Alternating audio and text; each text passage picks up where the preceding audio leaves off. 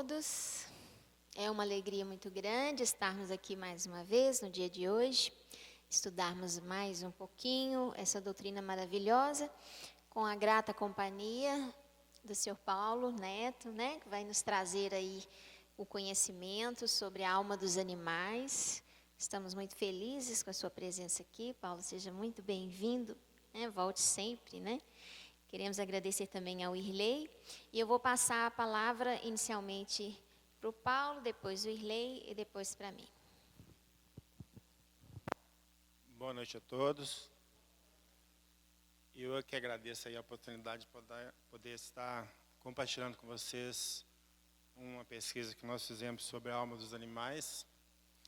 E o objetivo nosso realmente é esse, é transferir conhecimento, que a gente adquire para as outras pessoas de uma forma tranquila, sem me colocar como melhor do que ninguém ou que sabe mais do que as pessoas, nesse sentido, mas como a gente tem tempo, eu sou aposentado, você imagina, então tempo que não me falta, para ficar pesquisando. Bom, a nossa pergunta começa a seguinte: a compreensão da doutrina espírita nos garante o reino do céu? Talvez o nosso lar, mas o reino do céu não sei não.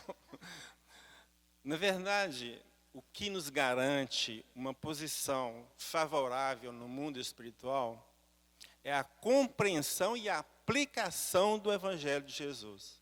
Então, nesse sentido, eu acho que a doutrina espírita favorece muito a nossa compreensão dos ensinamentos de Jesus. E se nós os colocarmos em prática, ou seja, nas nossas relações sociais, nas relações familiares, com certeza nós vamos conquistar o reino dos céus. Mas onde que está o reino dos céus? Aí vem a resposta de Jesus: o reino dos céus está dentro de vós. Então não é um lugar, é um estado de consciência. Então a gente pode observar que todas as vezes que a gente faz um bem a uma pessoa, a gente se sente feliz e alegre.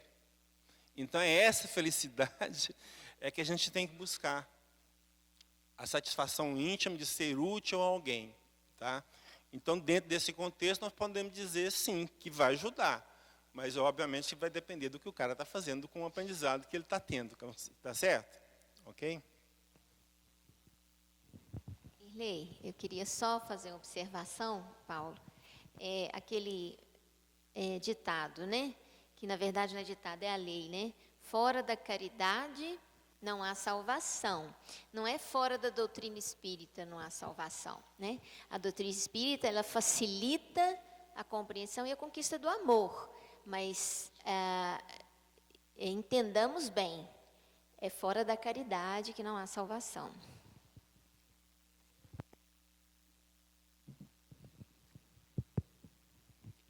Boa noite a todos, que a paz de Jesus esteja conosco. Boa noite. Qual o intuito da reencarnação?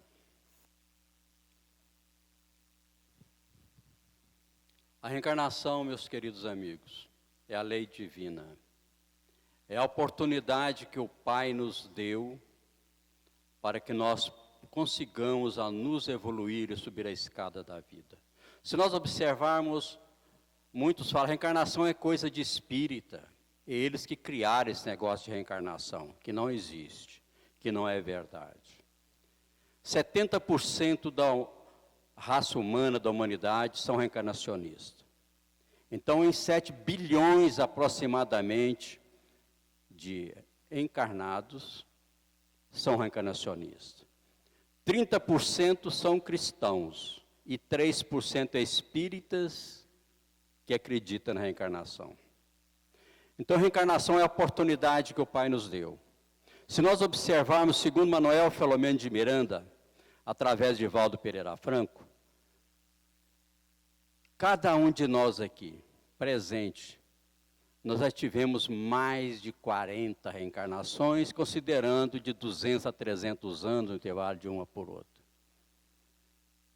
E se nós estamos aqui ainda na Terra, cada um de nós com as nossas dificuldades, com os nossos sofrimentos, com os nossos conflitos, seja familiar, seja social, seja o que for, é a oportunidade que o Pai nos deu para nós evoluirmos e resgatar.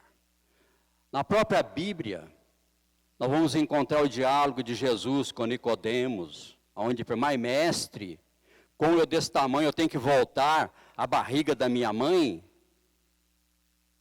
O que Jesus respondeu? Meu querido amigo e irmão, se você ainda não entende nem as leis divinas, as leis materiais, como você vai entender as leis espirituais? E tem várias colocações das reencarnações.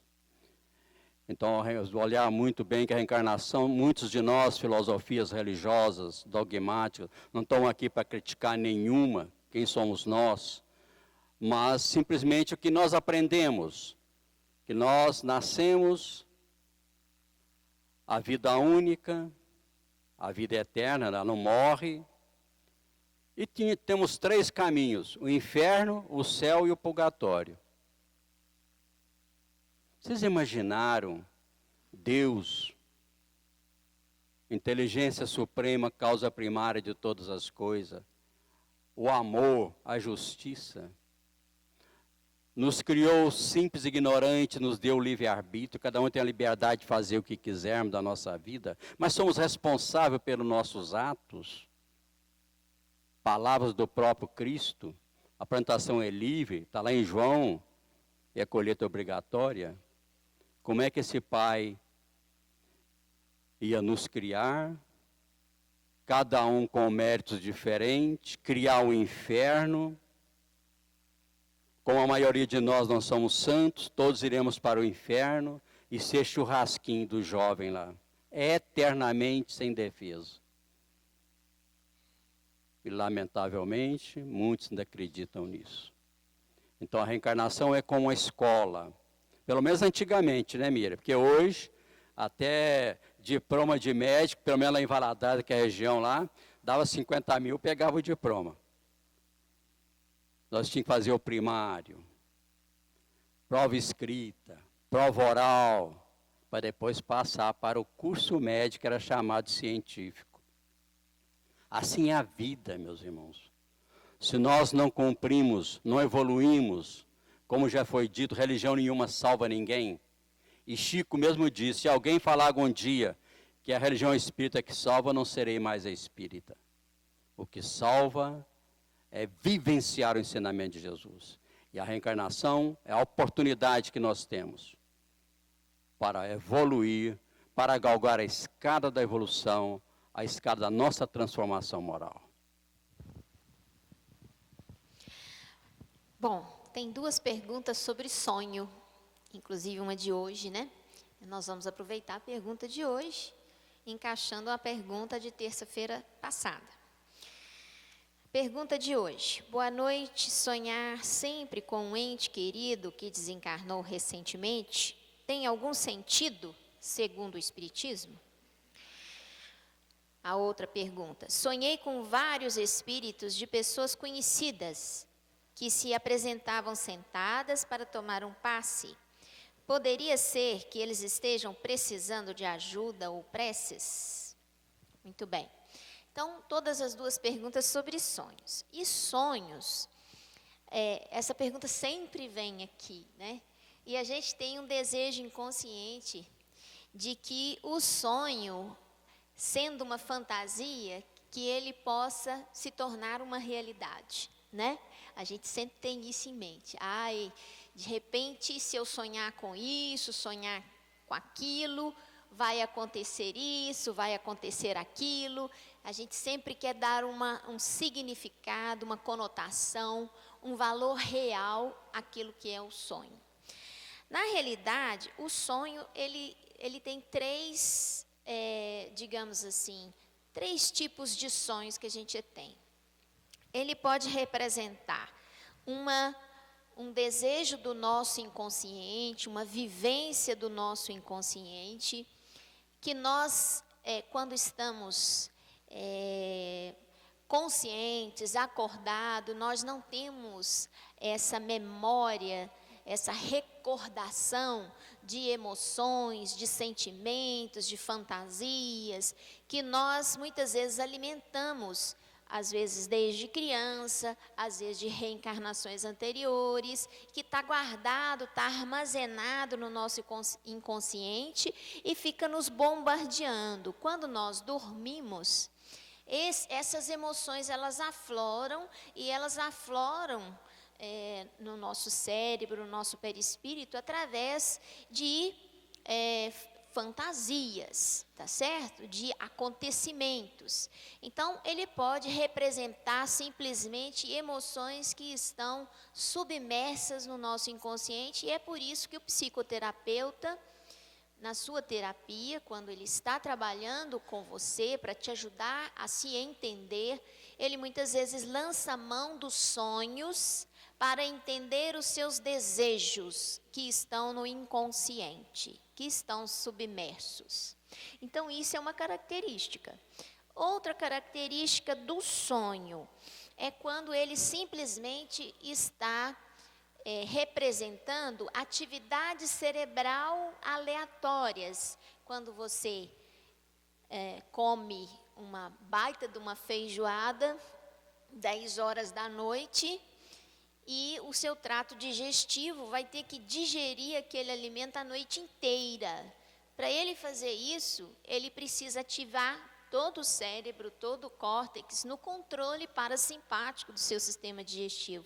E evidentemente que seu cérebro estando constantemente ativado, naturalmente, ele vai fabricar imagens, ele vai fabricar fatos, ele vai fabricar sonhos ininteligíveis. Imagens aleatórias, sem sentido. Então, em função apenas da sua atividade cerebral aleatória. E o terceiro tipo de sonho é quando você traz a memória daquele momento que você conseguiu se desprender do corpo físico e ir para a erraticidade. E quando nós fazemos isso durante o nosso repouso, nós temos um momento que nós nos desligamos do corpo, vamos para o mundo espiritual. Alguns autores dizem que nós morremos todos os dias, né? Porque nós fazemos essa saída do corpo. E aí nós vivenciamos várias situações no mundo espiritual. Algumas criaturas, ao retornar para o corpo físico, o retorno ao corpo físico, o próprio corpo biológico, o seu estado vibracional, o seu tônus energético, ele abafa toda aquela vivência que você teve no período fora do seu corpo, durante o seu sono, o seu repouso. Ele abafa, ele não deixa a gente viver duas vidas ao mesmo tempo. Viver a vida espiritual e a vida material ao mesmo tempo. Então, o corpo físico, ele nos enclausura e não nos permite todas as lembranças. Ocasionalmente, quando nos é necessário, quando nos é preciso, aí nós temos a lembrança de algum fato, de algum acontecimento que nós vivenciamos realmente como espíritos no mundo espiritual. E é difícil a gente tentar entender isso, porque nem todo sonho é real, no sentido de ser um fato que está realmente acontecendo no mundo espiritual.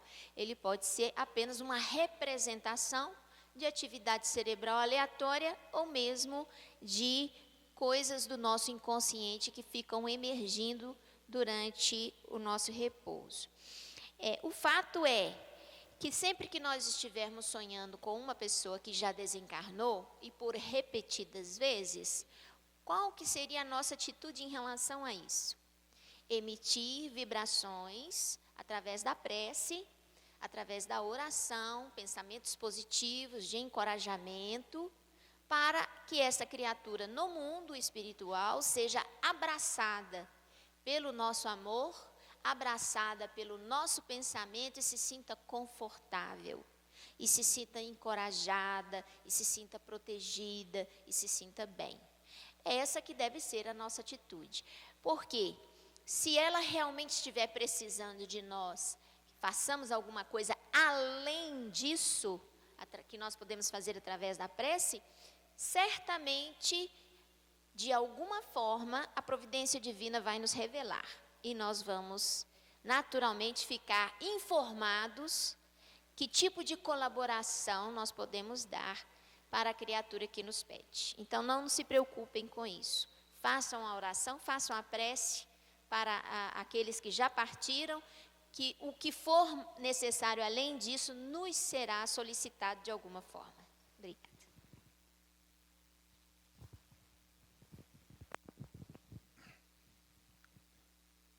Se somos 7 bilhões de espíritos encarnados, 21 bilhões de desencarnados, e o nome da casa é Centro Espírita, não deveria ter mais trabalhos voltados para os desencarnados?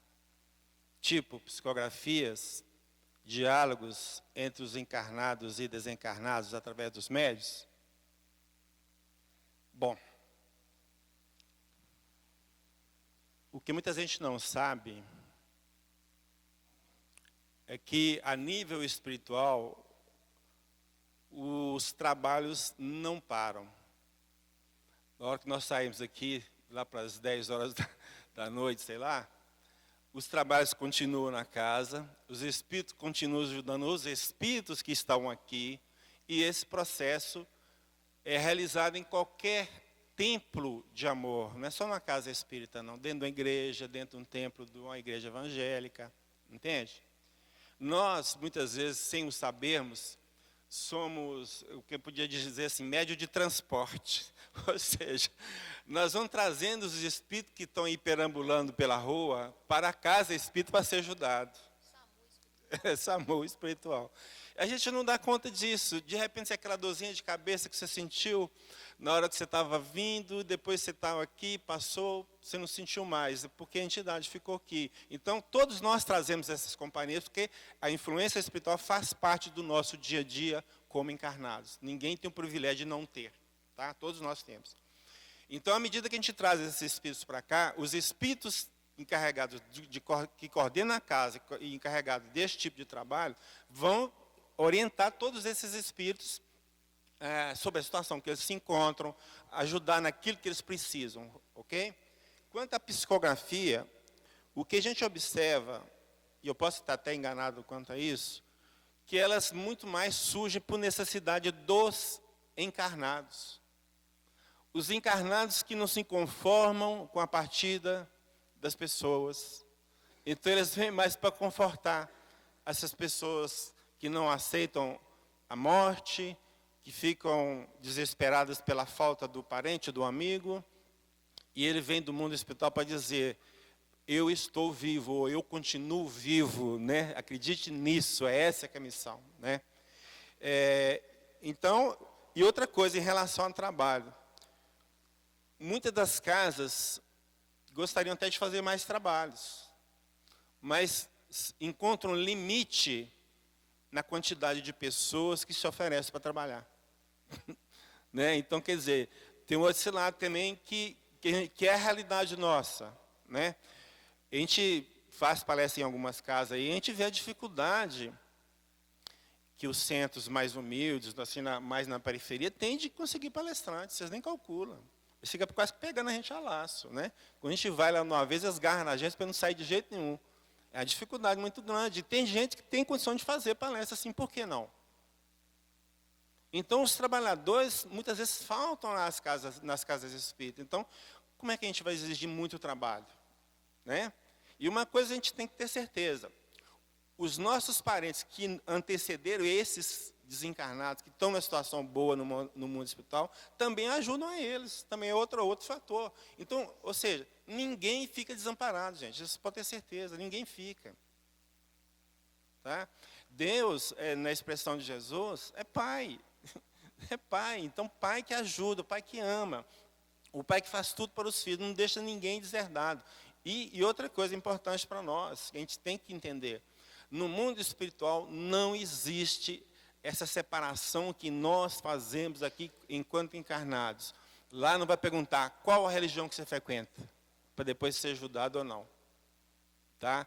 Lá o valor somos todos filhos do mesmo Pai. Todos serão ajudados dentro do merecimento e dentro do arrependimento. Vocês podem observar, quem já leu ali a literatura André Luiz, ele ficou 8 anos no umbral. Ele só foi ajudado quando ele levou o pensamento para cima. Aí eles foram lá resgatar ele. Então não é só o fato de estar lá. Então depende também da pessoa que está lá querer se ajudar também. É outro fator. Se ela não quer ser ajudada, quem vai ajudar? É difícil. Então, a coisa muitas vezes é mais complexa do que aparentemente possa parecer para nós. Mas uma coisa é certa, todos terão ajuda quando chegar o momento certo, quando se arrepender, quando buscar essa ajuda, vamos dizer assim, através da prece, com certeza serão ajudados. Ok?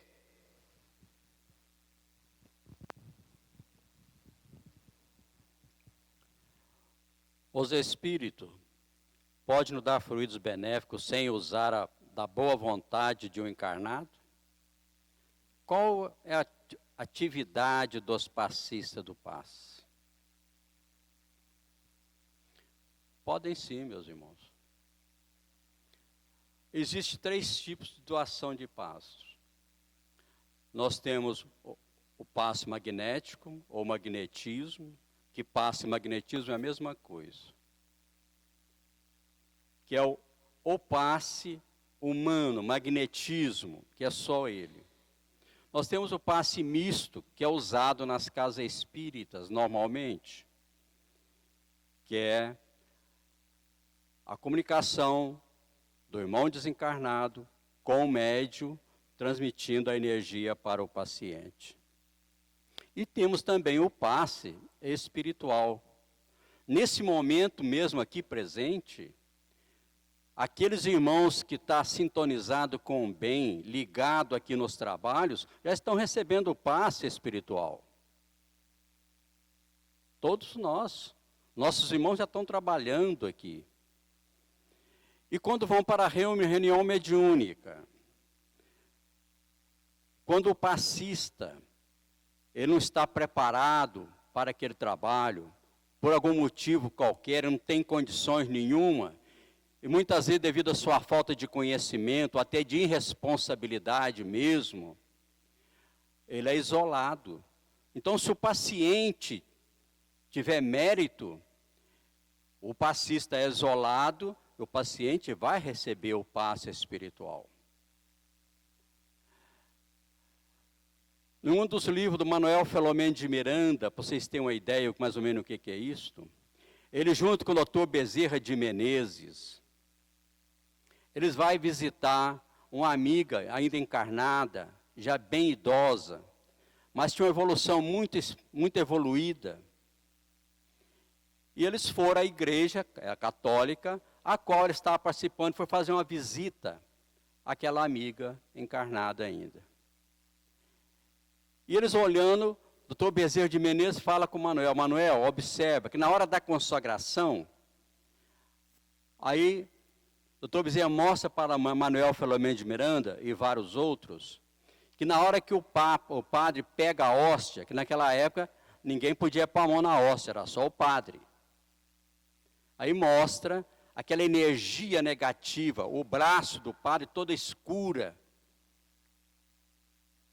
Aí o Manuel Filomeno de Miranda assusta, Bezerra, meu irmão, e agora? Você não preocupa. E ele liga o seu pensamento, radiando energia naquela hóstia, na mão daquele padre, e ela recebe aquela luz radiante, incandescente, porque aquela senhora tinha mérito. Isso acontece também nos passes em casas espíritas sérias.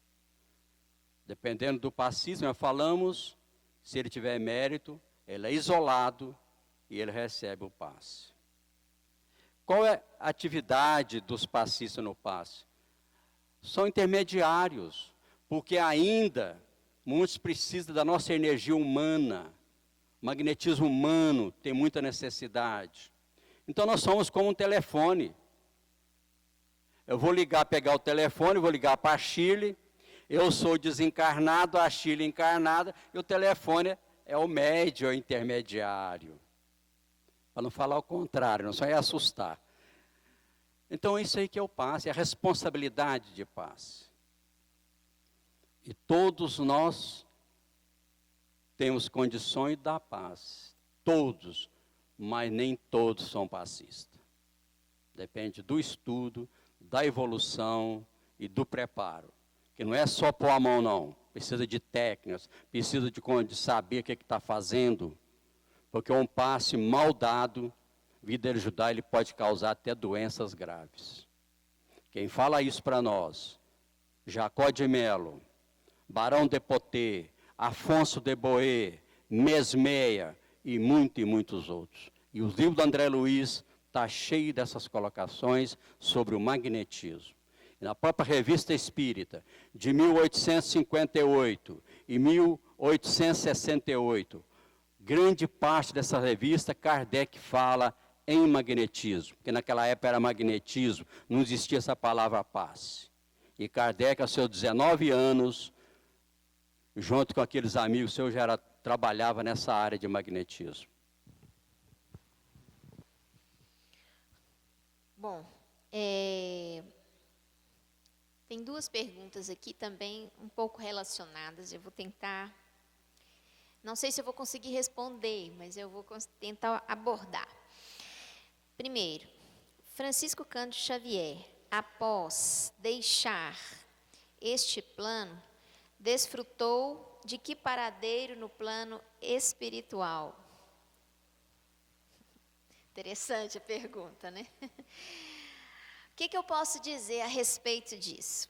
O mundo espiritual, ele não é como o nosso, delimitado por fatores físicos.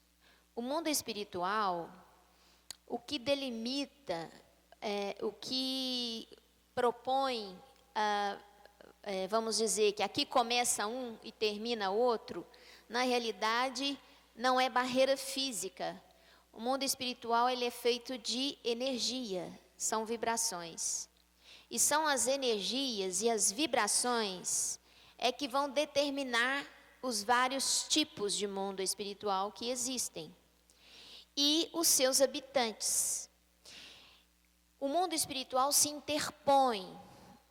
É como se fossem várias dimensões no mesmo lugar, no mesmo local.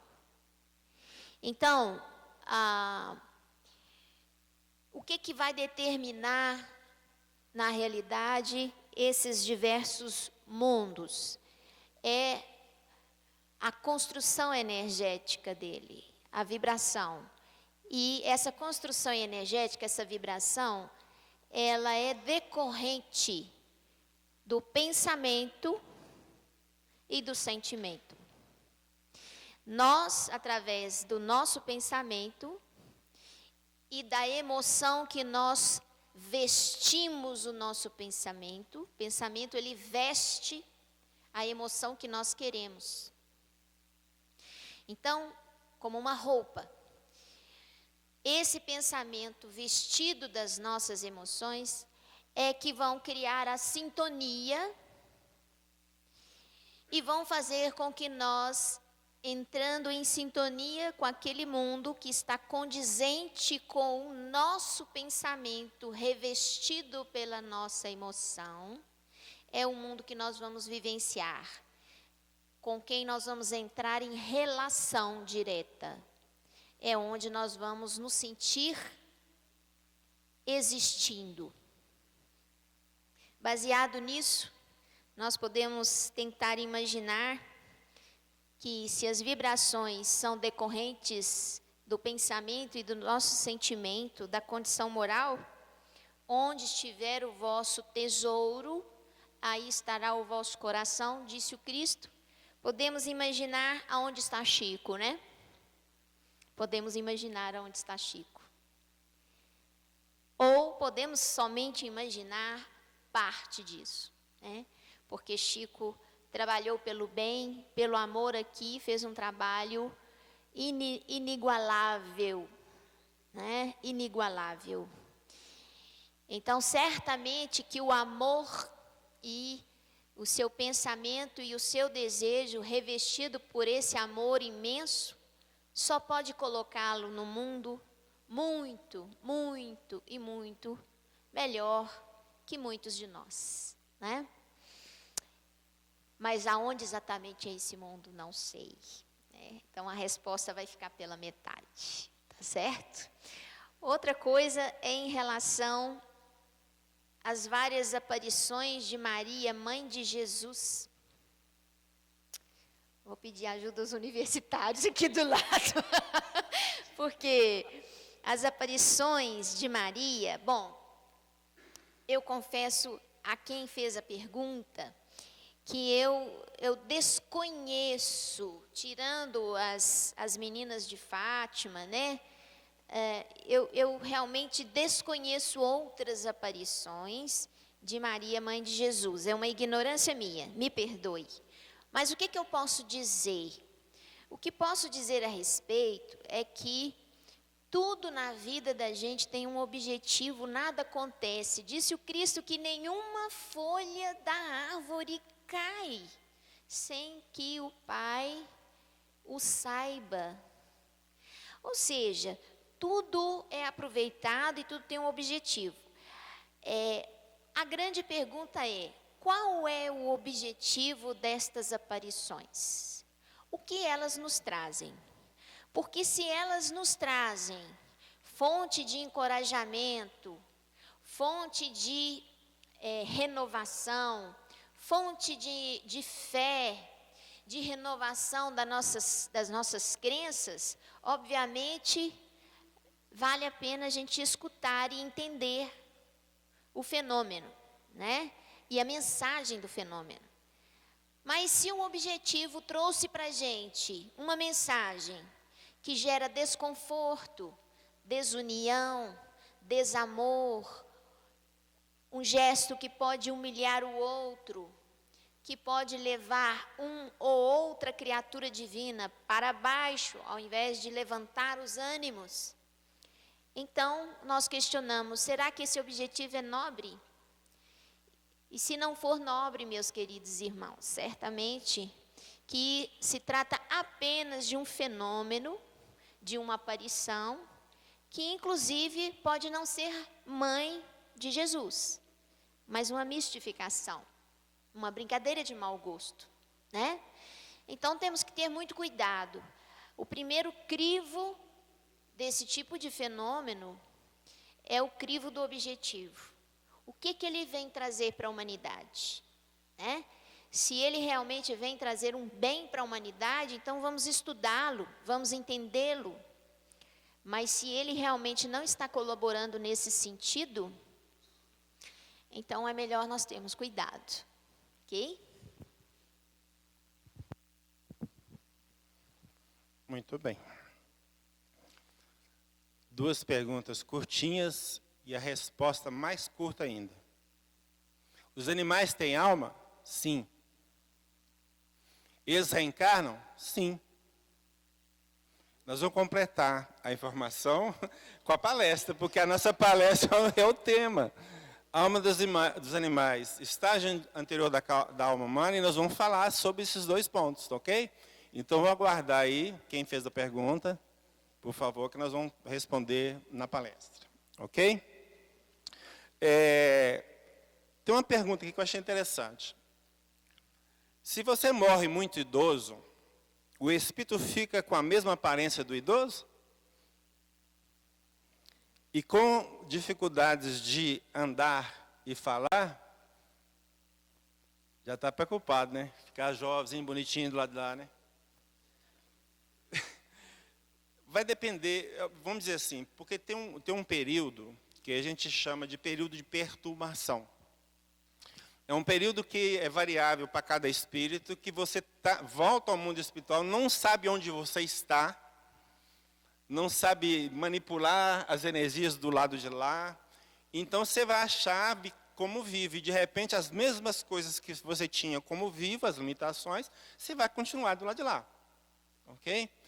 Mas o fato é que, com o tempo, você vai renovar mesmo, vai ficar com a aparência de jovem, graças a Deus, né, de pessoa. Ok? A dificuldade de andar e falar, quando eu estava lendo aqui, me lembrei de uma situação. foi falado aqui do Chico, né? Vamos supor que pela evolução dele, ele já está em situação boa, renovado, tá?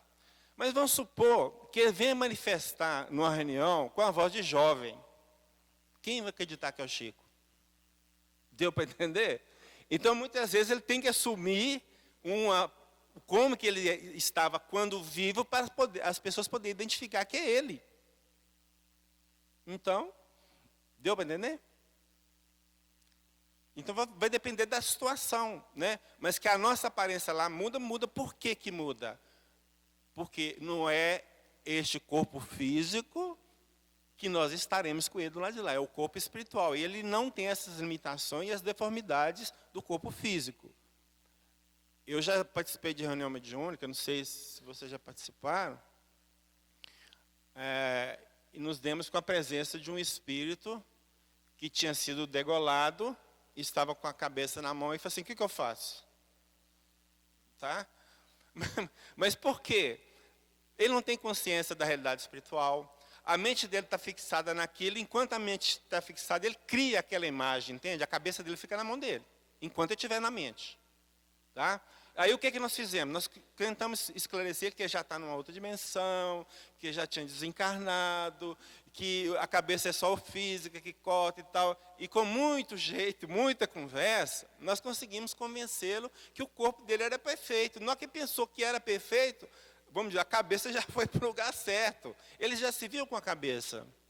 Entende? Então, muitas vezes a questão é mental, somente mental. Ok?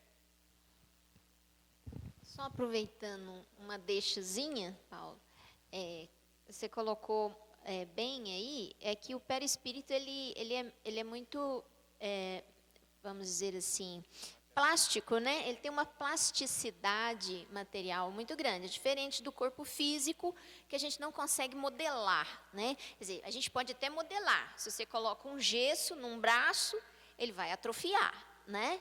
E vai ficar um pouco deformado.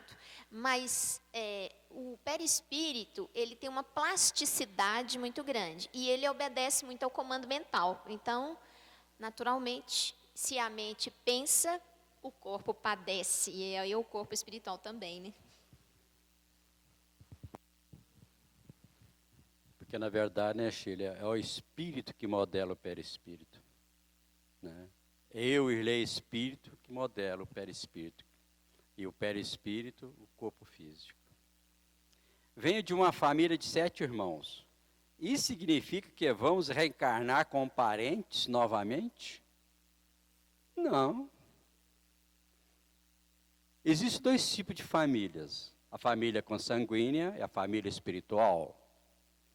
A família consanguínea é muito fácil ver, muitas vezes nessa reencarnação já há desligamento completamente. E a família espiritual não. Né? Se nós observarmos lá no livro Nosso Lar, tem um fato muito interessante, que a mãe de André Luiz, ela ia reencarnar e receber o seu marido novamente, que estava na região umbralina, lamentável, com suas amantes, que era obsessor dele. E ela ia reencarnar, receber o seu marido novamente, e aquelas 2 amantes, ex-amantes do seu marido, ia vir receber como filhos, para ajudar a evolução de ambos. Não quer dizer que ela ia receber eternamente, não. Uma missão para ajudar aqueles irmãos a evoluir. Quantos e quantos, vários livros mostram as reencarnações, que muitas vezes as reencarnações não têm que passar só por esse período. São leis de causa e efeito.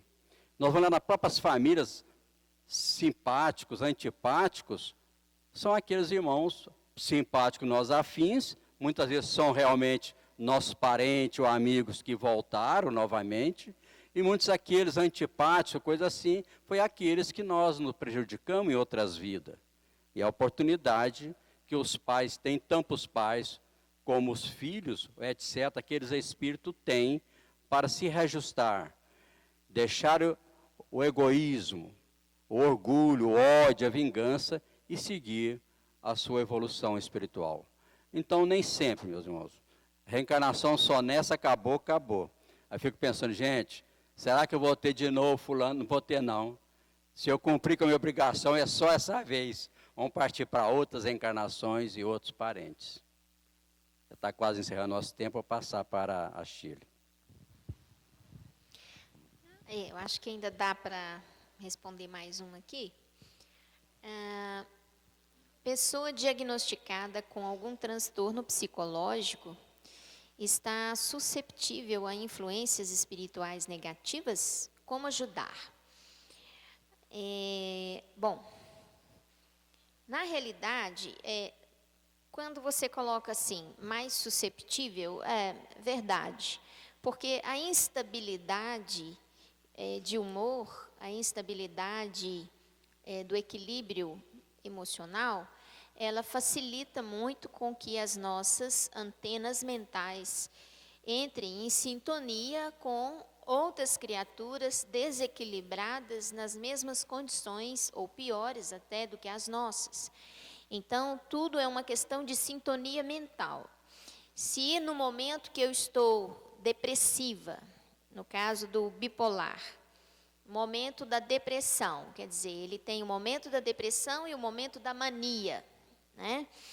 Se no momento da depressão eu estou com as minhas antenas mentais voltadas para a revolta, para a tristeza, para a falta de fé, para a falta de crédito, acreditar que tudo vai dar errado, nada vai dar certo e etc., eu vou certamente ter aqui no nosso ambiente correntes mentais, nem precisam estar personalizadas, mas nós sabemos que nós temos ondas de rádio trafegando para lá e para cá. Você sintoniza o rádio, você consegue captar aquela onda de rádio pela sintonia. A mesma coisa é a nossa mente. Nós temos correntes mentais de pessimismo, de depressão, de desencorajamento a rodo pelo nosso ambiente. E se nós nos sintonizamos com essas correntes mentais, evidentemente que isso vai piorar a nossa condição.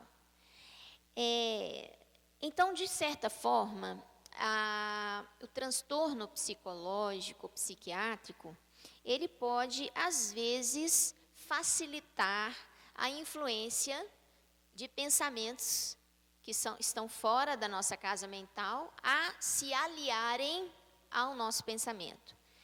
Por isso que a pessoa que tem o transtorno psicológico, além de vir tomar o passe magnético ajuda muito nesse equilíbrio de forças internas, nesse equilíbrio psicológico, na manutenção dessa homeostase. Então, além de vir tomar o passe magnético, deve procurar a boa leitura, deve fazer a sua prece diariamente, rotineiramente, antes do seu repouso, pelo menos, né? Se não tem o hábito de fazer durante o dia, mas pelo menos antes de dormir. O evangelho no lar, a reunião com a família, para conversar um pouquinho sobre o que é ser caridoso, o que é ser amoroso, o que é o afeto, qual a importância do afeto na vida das pessoas, né? E é claro, quando necessário, o tratamento psicológico para ele se conhecer suas angústias e aprender a lidar com elas, e às vezes a medicação.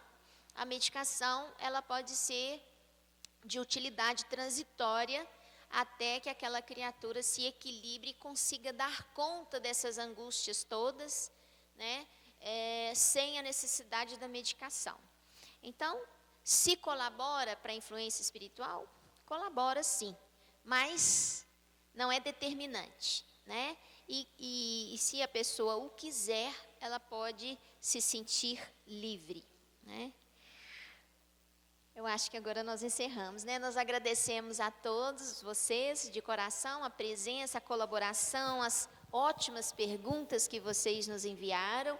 Nos perdoem se nós não conseguimos responder a todas dentro daquilo que vocês desejavam saber, né? Porque nós temos as nossas limitações também. Mas nós agradecemos e desejamos a todos um bom estudo, uma boa palestra.